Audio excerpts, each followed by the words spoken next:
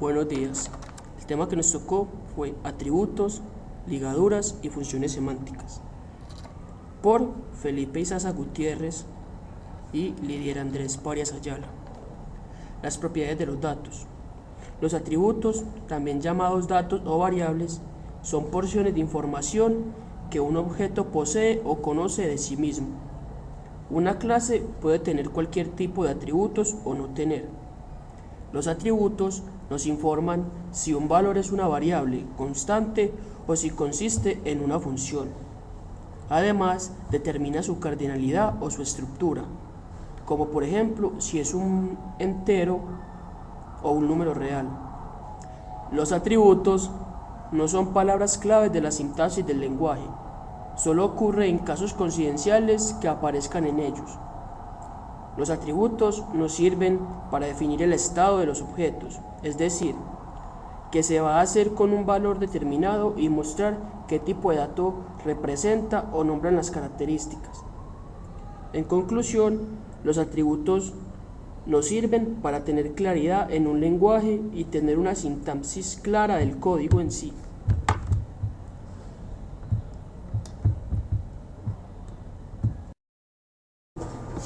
Ligaduras. Es la especificación de la naturaleza exacta que se le hace a un atributo. Por ejemplo, podemos observar un entero y igual a 4, un entero a y un entero b. Estos serían de tipo estático. Dinámicamente sería y igual a 3, a igual a 7 y b igual a 2. Las ligaduras en lenguajes de programación. Existen dos tipos: ligaduras fuertemente tipadas, que son de variables estáticas y automáticas, y estas a su vez son entre asociación de un tipo y una variable, se llama estática anticipada. Entre la asociación de una referencia a una variable se llama intermedia o de tiempo de creación, y entre la asociación de un valor a una variable se les llama dinámica o en tiempo de ejecución.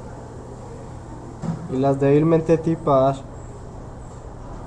son de asociación de un tipo a una variable. Funciones semánticas. Vamos a hablar de variables, estructuras de datos, valores y tablas de símbolos. Valores y variables. Una variable es un símbolo que hace alusión o representa un elemento o algo no específico de un conjunto. Un valor es un elemento de conjuntos que también se le llama cantidad, las cuales pueden ser almacenadas como los números naturales.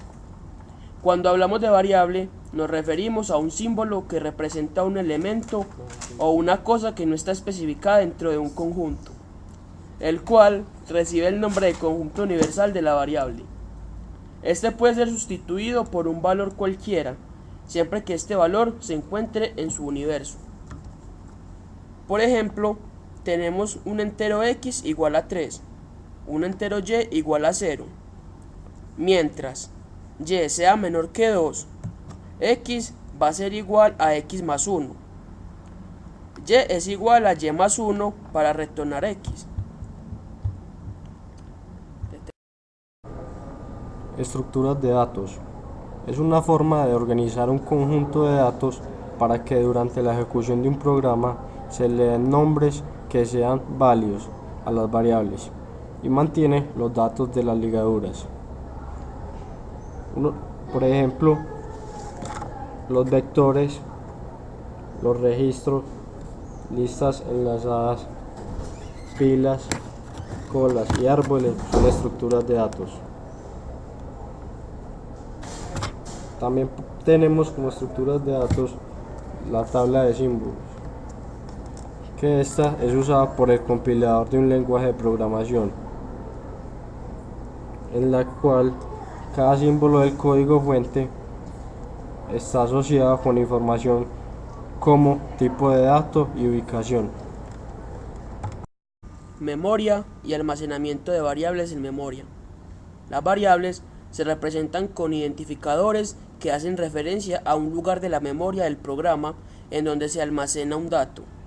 Una variable está asociada a un tipo de dato, el cual funciona con el tamaño del mismo, determina la cantidad de bytes que será necesario para almacenar la variable.